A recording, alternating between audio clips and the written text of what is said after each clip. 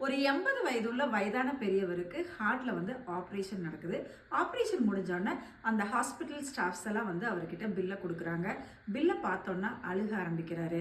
அந்த பில்லுல வந்து 8 லட்சம் போட்டிருக்கு. உடனே இந்த ஹாஸ்பிட்டல் ஊழியர்கள்லாம் சொல்றாங்க, "சார் 8 லட்சம் அப்படிங்கிறது ரொம்ப பெரிய அமௌண்ட் தான்.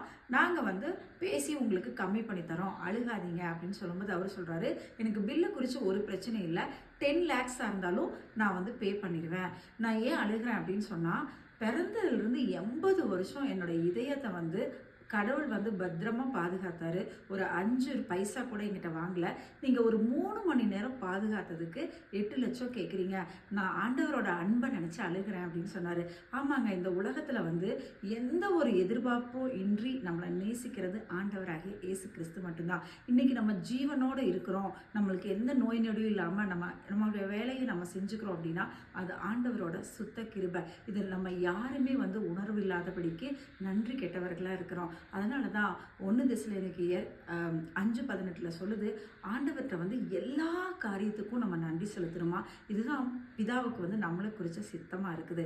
அதனால நமக்கு நன்மையோ தீமையோ நம்ம வாழ்க்கையில் வந்து உயர்வோ தாழ்வோ எல்லா சூழ்நிலைகளும் நம்மளோட ஆண்டவருக்கு வந்து நம்ம நன்றி செலுத்துவோங்க. அப்போ அந்த நன்றி நிறைந்த இதயத்தை தான் ஆண்டவர் நம்மக்கிட்ட எதிர்பார்க்கிறார்.